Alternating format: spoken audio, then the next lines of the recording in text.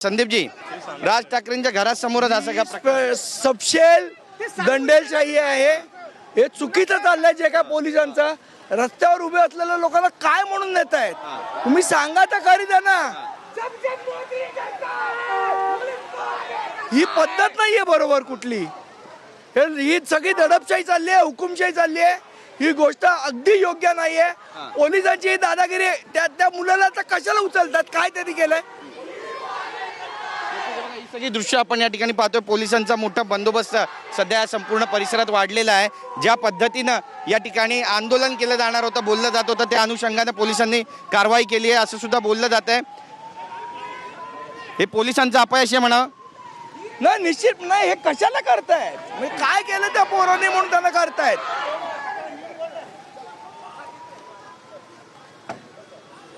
काय प्रकार आहे, नेमका काय प्रकार आहे? लोक काय प्रकार आहे तोच कळत नाही. तोच बघायला मी आलो. आमची इथे कृष्णगंजवर बैठक चालवली.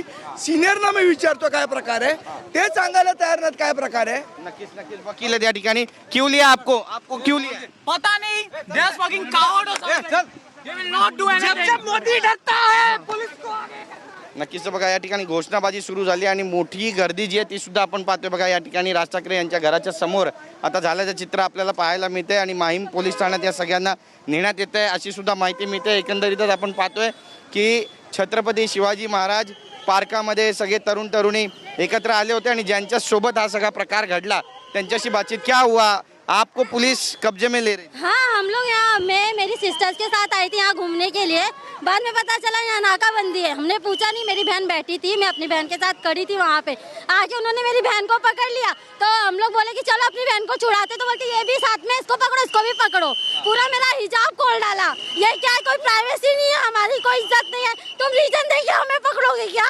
एक अकेली लड़की को 4 जन मिलके पकड़ रहे थे. ये कोई बात नहीं होती है, इंसाफ है. ये कैसा इंसाफ है? हम लोग यहाँ प्रोटेस्ट कर रहे थे, हम तो यहाँ से जा रहे थे ना. ये क्या है, मेरा हिजाब खोल डाला, ये क्या है? नहीं बिल्कुल एक आप लोगों ने भी लेकिन वहाँ पे जो है रणरागिनी के जैसा इन लोगों को जवाब दिया. हाँ. अरे मेरी छोटी सिस्टर गुस्से वाली है, इसको कुछ देंगे नहीं ना, भागेगी. अभी दो बड़ी बहन है तो वो गुस्सा करेगी ना, उसका जायज है गुस्सा करना किसी चीज को नहीं दिए तो. गुस्से में आके यहाँ बैठी हम लोग. मैंने पूछा, आपने पुलिस से क्या कहा? मैंने कहा हमारी गलती बता दो, क्या गलती है? गलती भी नहीं बता, लेके चलो लेके चलो लेके चलो. ये क्या बात होती है, गलती बता दो, मैं खुद जाऊंगी ना आपके साथ. घूमना है, हम लोग को कोई शौक नहीं है, हम लोग को तो पता भी नहीं है बंद है. हम लोग काम की छुट्टी लेके, लड़की को 4 लेडीज कांस्टेबल पकड़ रही है, हमें छुपते फिर रही है. आना सामने आके पकड़ लो मुझे. ये उतारना चाहते ये भी उतार दूंगी मैं, कोई दिक्कत नहीं है मुझे. क्या हिजाब खोल दिया, ये फेयर है. हे सगळ्या तरुणी आहेत आणि संदीपजी ज्या पद्धतीनं या ठिकाणी आरोप प्रत्यारोप होत आहेत, हिजाब काढला असं पण आरोप होतोय पोलिसांवर. मुळात मला हे पोलीस का करतात हेच समजत नाही. मग इतक्या वेळेला पार्कात इतक्या वेळेला तरुण मुलं असतात, कधी अशा पद्धतीने वागताना मी पोलिसांना बघितलं नाहीये. हे का वागतायत असं हे कळत नाहीये. त्यांचं म्हणणं घोषणा देतात, ठीक आहे घोषणा देतात, तर काय एवढा मोठा गुन्हा आहे की तुम्ही अतिरेकांना उचलल्यासारखे त्यांना उचलताय. नक्कीच तुम्ही अतिरेक्यांचा विषय काढला. या ठिकाणी सदाभाऊ खोत यांचं स्टेटमेंट आलंय. जे आंदोलन करते दिल्लीमध्ये जंतर मंतरवर करतात त्यांची तुलना त्यांनी अतिरेक्यांशी केली आहे. नंतर त्यांनी घुमजाव पण केलाय. मला असं वाटतं सदाभाऊ खोतांचं तर डोकं एकदा तपासावं लागेल. मनोरुग्ण झालेत ते, की एवढे भाजपचे भक्त झालेत सदाभाऊ खोत. त्यांना आठवत नाही का त्यांनी केलेली आंदोलन, मग ते काय अतिरेक होते का स्वतः? नक्कीच हे सरकारचं अपयश आहे एक प्रकारे. आज शरद पवार गेले आहेत त्या ठिकाणी. ज्या पद्धतीने लहान मुलांना ज्या गोष्टी पद्धतीने वागवतात हे अत्यंत चुकीचं आहे. अमित ठाकरे पण दिल्लीमध्ये गेले, त्या ठिकाणी भेट घेतली त्यांनी आणि यानंतर आता उद्धव ठाकरे चालले आहेत, शरद पवार गेले, राहुल गांधी पण जात आहेत. आंदोलनाची धार वाढते.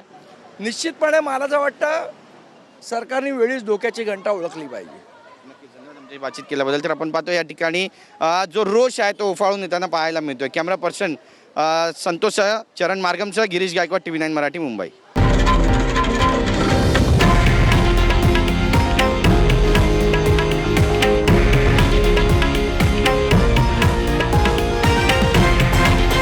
हे आहे देशातील नंबर 1 न्यूज नेटवर्क आणि आपण पाहत आहात TV9 मराठी, एकमेव.